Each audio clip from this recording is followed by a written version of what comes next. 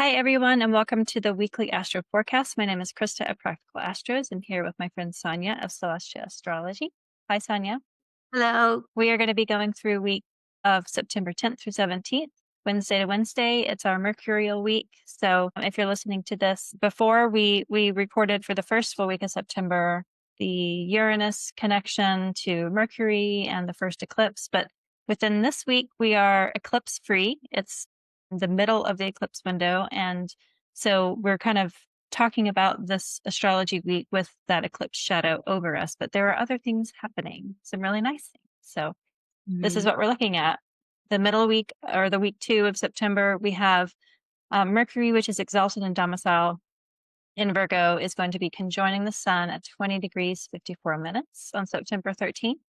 And then a few days later, Mercury in Virgo, it will be opposing a retrograde Saturn in Pisces at 28 degrees 46 minutes. So we have a Cazimi, a conjunction, and we have an opposition. So what are you thinking of these two in the middle of these, while we're in the eclipse window, having this kind of a week in between the two? What are your thoughts on that, Sonia? It's like really interesting that it comes in that window in between the two, and it's like the party and the cleanup, isn't it? It's kind of like the Cazimi moment, that exalted moment of the meeting with the sun, and then Saturn comes in and like, well, you haven't done this and you haven't done Yeah.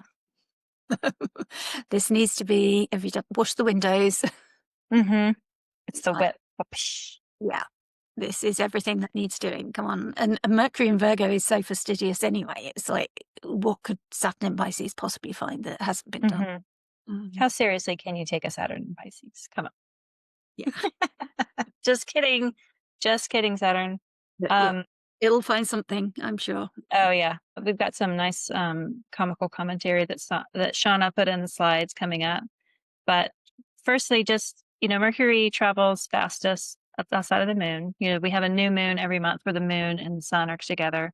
Then next up is Mercury. Mercury goes through about 3 retrogrades a year, so we have many Cazimis, but we don't always have a Cazimi with Mercury in Virgo. And because Mercury has a domicile and exaltation in Virgo, it's the only planet that has that double place. It's extra special. And so if we think of when Mercury conjoins the sun, it's called a Cazimi, to be in the heart of the sun. It's in the throne room or the inner sanctum of the sun. And to have that really beautiful Mercury that's considered to be protected, and it's called in its own chariot. So imagine being in a spaceship heading towards the sun. You're in a protected spaceship that isn't being burned up. So when you finally arrive to the sun, you're not arriving all singed and burnt and exhausted and smoking. You're arriving as you are, fully clothed in your own garb, to be as well presentable to the sun as possible. This also happens when Mercury is in Gemini, its other home, but it's exalted here. And so I like the exaltation element added to this Cazimi as being a really beautiful moment for exalted thought, support, all the best things being brought to Mercury. Really beautiful idea, really beautiful secret, really beautiful truth that the sun is bestowing upon Mercury. And Mercury then can carry forth as it travels through the rest of the signs. But especially in the house that Virgo is within your own natal chart, to me, that's the theme or the direction or the area of life that secret or truth will be revealed to you. If you can find moments on that day, it's going to happen in the morning for most of the world on the 13th. That beautiful truth being revealed to you in that morning, just dedicating a little bit of time to welcoming that thought in through stillness and meditation and gratitude. That's usually just a general Cazimi advice. We have something planned for that day just as a group, but and we would invite you to do it as well. This will be after the exact Cazimi, but even leading up to it, the day before on Friday the 12th, Saturday the 13th, I think we're going to have that Cazimi party going on. Yeah. And if you're in the astrology world, you'll probably see astrologers launching things. Quite often you'll notice that when there's a good date or a good election, you find various astrologers all launching things on the same day. We've got our workshop coming up on that date, so you've still got time as this comes out to sign up. Don't forget. And I really like that it's just come from a style to Jupiter. So it's moved from Jupiter straight to the sun. So it's kind of got that last blessing from Cancer and then moved straight into the heart of the sun. It's just really nice. And Shawna's left this little note for us: rain on fire, mouth unfiltered. So funny. I love the way that she sees things. Her particular Mercury placement is just fantastic in her chart. The way that that view on the world and the view of astrology that she has is so unique, and just shines through. Just a couple of words and it says it all. But it really is like a creative placement, isn't it? If people have signature in their natal chart, but it is so rare that we see it in Virgo. So it really is any Mercury Cazimi is a lovely moment. But as Christa was saying, that we do get a few of them a year, but to get one in Virgo is extra special. So it's nice to just take that extra moment. If you don't normally observe them, this is the one. You're considering observing them. It's like Mercury being renewed, and this one is a superior conjunction as well. Mercury has that different kind of cycle to, say, Mars or Jupiter, who circle the whole zodiac and meet up with the sun once a year. Mercury travels away like a child or a toddler on what would you call it, like a harness or something, where it can go a leash. Yes. And so it's like gone off in the shop, found something, and then bringing it back. Look at that found. And it's that kind of energy it can get. I think Venus can get like a sign or two away, and then it has to return to the sun and show and tell. Look what I found. And then it's renewed again. So sometimes it's in the inferior and sometimes it's in the superior position, depending on latitude and longitude and things that I don't fully understand enough. Well, at this point, like, it becomes an evening star. And so it you can see, if you move the chart forward, if you imagine Virgo there in the 7th house as at that western horizon, the sun would then be below Mercury. It'll be a while before it's visible. But as it begins to separate, is that right? Yes, that's right. Yeah. Okay. It will rise. You'll be able to. In the evening on the 24th of September is when it becomes visible. So we won't just after the eclipse. Yeah, we won't know exactly what those new significations and maybe even the eclipse significations as well being revealed after the 24th, because Mercury rules the eclipses. So it comes out and follow Gary Caton's phases as well for Mercury. But I do sometimes get confused from the east and the west and the visibilities in the morning and the evening. I think it's in the Guardian phase, but I could be wrong. Because it moves into a different phase with each conjunction with the sun. Yeah, so Wednesday, the 24th, is Mercury's day, to then be visible again. That's cute. That's cute, Mercury, that you did that. Yeah, there's always like this little wink, isn't there? All right, brain on fire, mouth unfiltered. The fact that there's a mercurial eclipse prior to this Cazimi, and then a mercurial eclipse the following week, is all of September has that Mercury influence of purification and renewal and fated shifts and redirection, all the things that Mercury signifies, which is so much of our life: communication, connection, electronics, technology, finances, security of finances, that sort of a thing, theft, ideas, all of that. It's music and the ability to make art. I think that Venus is the arts and the appreciation. I think Mercury, making things with your hands, is also a signature of the artist. So just Mercury is in every aspect of our life, and have all this Mercury shifting and changing and ideas and renewal is exciting. In addition to having Uranus again over there in Gemini, its other temple, disrupting it all. So as a disruptive but exciting and changing, mutable season after the eclipse on the 21st, which we'll talk about next week, then the day after we go into Libra season. So it's like all of Virgo season has this disruption and speed about it because of all of the Mercury signatures everywhere. Yeah, and it's like so close to the note still then when that happens.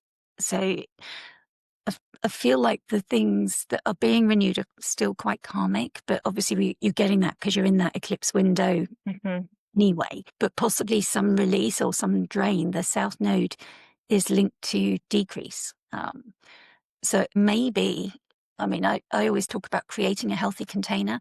Maybe think about what needs clearing out, what you need to release. If you need to release some old files or paperwork or something, do that, help go along by clearing out some of that old paperwork or something. Just help this release along so that you're not releasing things that you don't want to release. That's always helpful. And as always, as we said earlier, keep your backup, which is what we said on the last episode. With Uranus in the mix, just make sure that the things you want to keep are backed up going into these eclipses, because although the first eclipse was really nice, the second eclipse is not so pretty. We have Saturn's day of this Cazimi. The moon is in that third quarter square closing in, so it's resolving things. It's kind of letting go itself. We have the Cazimi moment on Saturn's day. The next aspect Mercury is going to make is basically opposing Saturn. So I look at this as just like tending to the house, tending to your own temple, having the ideas come as you rediscover things that you already have and letting them go. Be like, I didn't realize I was holding on to this.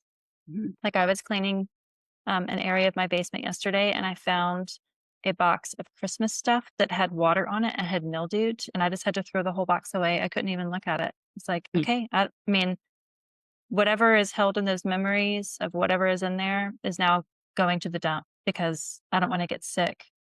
I'm just going to let it go. And it's just moving it on, making space for the new Christmas memories to be made. Because whatever was in there is now it's already gone. I'm just going through the process of it. So during Virgo season on Saturdays is a great just like deep cleaning of the house, preparing your house for fall and dusting things up.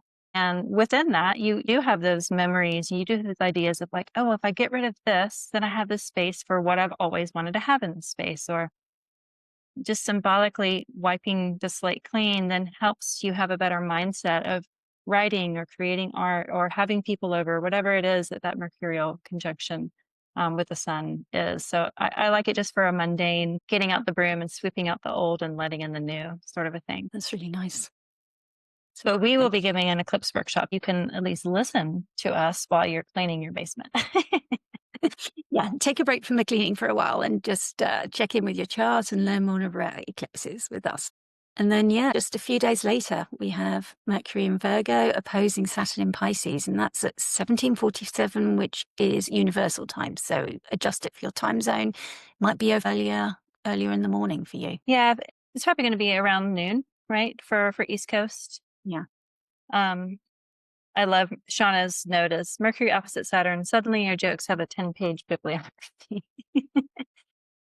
Yes, Shawna. Yes. There's going to be all of us. And here we've got the eclipsey joke as well, because my little rings that I added have somehow hid, and they're no longer like Saturn, the Lord of boundaries, has lost his boundary. Yeah. He's slipped away over there in Pisces. It's such a Piscean thing because Pisces doesn't have boundaries. So, so the picture really speaks to the moment. And then once Mercury moves out of Virgo and into Libra, it'll immediately oppose Neptune. But in this moment, it's just opposing that Saturn. So the opposition is the aspect associated with Saturn because it is furthest away. And the opposition is really the strongest aspect. Conjunctions aren't considered an aspect because they're together. They're not really seeing each other or looking or line of sight. They're co-present in the same degree. Outside of a conjunction, the opposition as an aspect is the most powerful. It's often the one that's most palpable or seen. And so looking at the tension, that very loud, strong tension between the Pisces and Virgo houses, again, the muscles might already be sore because we have gone through one eclipse and we're preparing to go through another one. It's just really speaking on that fate of the Pisces Virgo axis within your own chart. Between Mercury and Jupiter, both Mercury and Jupiter are still exalted, and so they're connected. So there is support there, but it feels like just a lot of activity, a lot of focus, a lot of disruption, a lot of 10-page bibliographies to back up the opinions and the jokes that you make. It's just a lot of it in those houses, really concentrated. The rest of the zodiac is really witnessing this. So, Pisces or Virgo risings, it's going to be, you within relationships, either or. For Sagittarius and Gemini risings, it's going to be that work home tension. So the mutable risings is going to be the loudest for you because it's happening in angular houses. But if you have any planets that are within these degree points of a mutable sign, you're also going to get touched. Yeah. And it's also for people who've had their Saturn returns in Pisces, it's likely to be significant because Saturn's returned there, and now Mercury's making that aspect, which just lights it up as well, brings that Saturn prominence.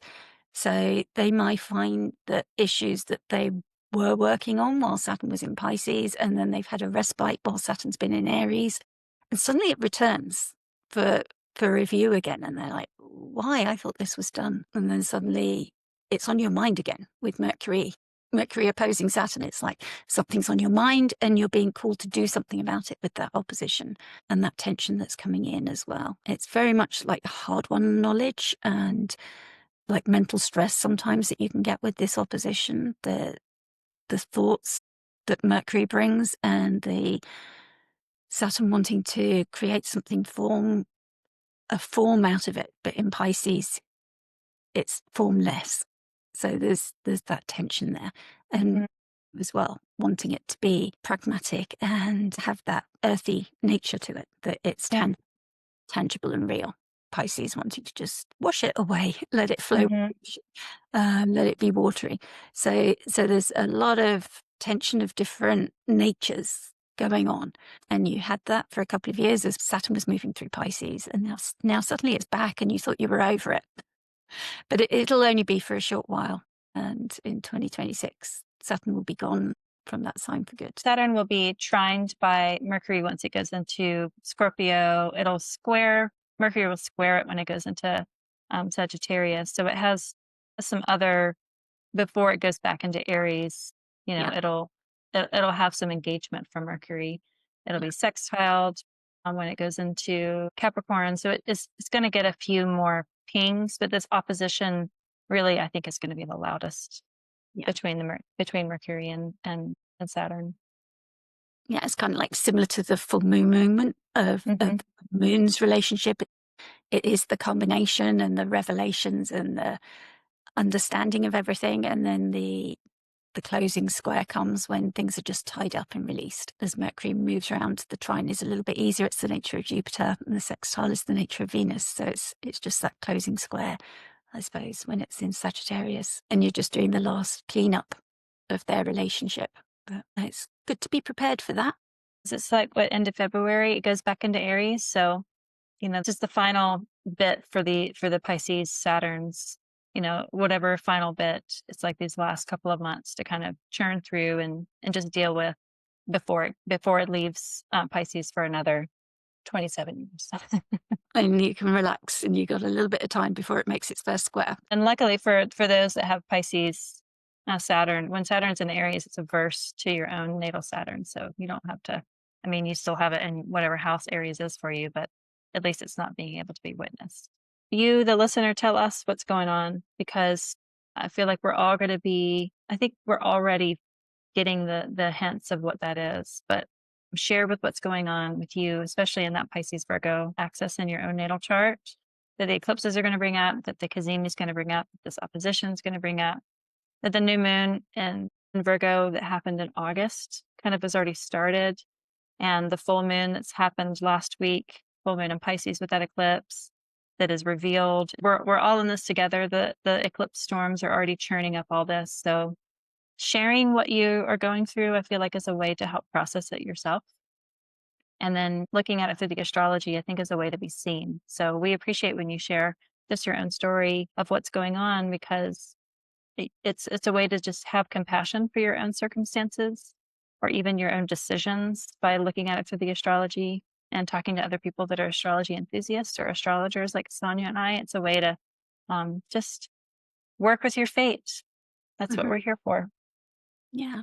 It just helps to know the dates and times and know that things will pass. This is, I mean, it's crazy, isn't it, that the astrology the last 2 weeks, all we've talked about is this Pisces Virgo and the planets that are impacting that Pisces Virgo, the Mercury, the Uranus, Jupiter and its relation to them. So it really is very much a focus on this area. So the eclipse influence, it really is big in the spotlight. Yeah. I wrote recently about, it came from a client being like, I just don't feel like I'm doing it right. And I wrote about like when the astrology doesn't work. And a lot of times transits will happen and you think like that was it, like nothing really significant changed. Or I feel like it's affecting everybody, but it's not affecting me. And there's so much nuance in astrology of like where things are hitting and the timing of when it's revealed. And Dorji Kirsten of Heart Astrology mentioned like astrology is not always supposed to work. It's not just mechanical or mathematical. It's dealing with larger entities, larger energies, larger spirits. It's the gods, it's the stars, it's these universal powers. And engaging with astrology is kind of divinatory work, engaging with that. And sometimes when it doesn't seem like it's working, you feel like you're doing it wrong. But it's really about the astrology works whether we realize it or not. But in moments like this, when there's so much activity, I doubt that people will feel like they're not noticing some sort of a shift. And paying attention to the omens, writing things down, writing down the synchronicities, writing down dreams, the conversations that you have, even if in the moment you don't know what it all means, upon reflection later, after the dust settles, most likely, most people are going to see some sort of shifting happening from these weeks. And it's not hyperbolic. It's just reminding that eclipses are these moments, these crossroads moments of fate. And yes, when you're in the middle of it, it's harder to decipher, but usually they signal that there is some sort of shift. And even the Cazimi alone, the Cazimi with Mercury and the Sun together in Virgo, I hope that people can access that moment, because for me, it's rare that you don't get some sort of bright, shining, illuminated, meditative download. And so if you can make space for it, and if you feel like you haven't really been able to connect with the astrology, try to connect for the Cazimi and see what happens. And take notes so that you can look back on it later after the dust is settled, like once we're in Scorpio season, when all the eclipses definitely ended and you're able to reflect a little bit more, look back on your notes and see if you can pull some threads that were significant now, but you weren't able to see it until later. That's certainly a thing with eclipses, isn't it? They can reveal themselves years later sometimes, that you see the significance of something that appeared insignificant at the time. So anything that's chance or out of the unusual, out of your normal routine, make a note of it. Yeah, because if we were blown away if we knew things were life-changing the moment that they were life-changing, I think it would numb us to the beautiful nuance of how life unfolds. If I knew that the moment that I met my husband, I would marry him and we would have a child, I think that would freak me out. Or I would expect everything to be, at the highest level, the highest color. It's like being in a lucid dream. The colors pulse. They're so intense. And we're not designed to always be in this like elevated, amplified state. So much of our existence is nuanced and is subtle and is soft. And it makes the amplified state that much more pivotal because it's different from the regular mundane. I see these weeks of September as being the amplified state because of all the astrology that's happening. But maybe the timing for how it expresses itself to you is revealed later. I think for some of you, it will be revealed in the moment that it's happening. And again, like writing it down or sharing it with your friends, posting it on social media so there's timestamps, emailing yourself the synchronicities, anything like that you can capture it so that you can go back and look at it in a few months to then extract some meaning from it if you feel like you miss out of it during the moment. But don't feel like you're doing it wrong. It's the astrology that's kind of in charge here. Absolutely. And you can find that article that Christa wrote on Substack, because it really is interesting and opens up all those considerations about astrology and what it is and how we approach it and how we work with it as well. So it's beautiful. Thank you, Christa. Thanks for hosting this.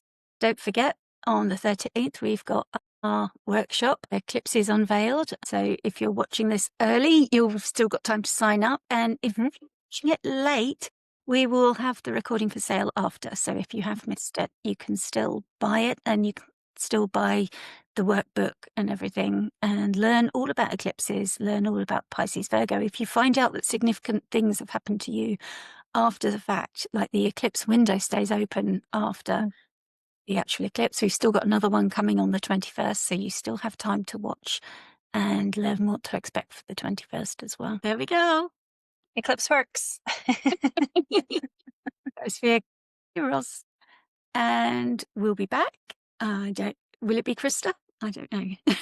We'll find out. Yeah. It'll be a Uranian surprise. Yes. We'll be back on the 17th to the 24th of September. So thank you so much, Christa, for joining me, especially at such short notice. Of course. And if you've enjoyed this, please remember to like, subscribe, and comment with your experiences of this time. It's especially interesting to hear how this has played out for you. So thank you, everyone. Bye.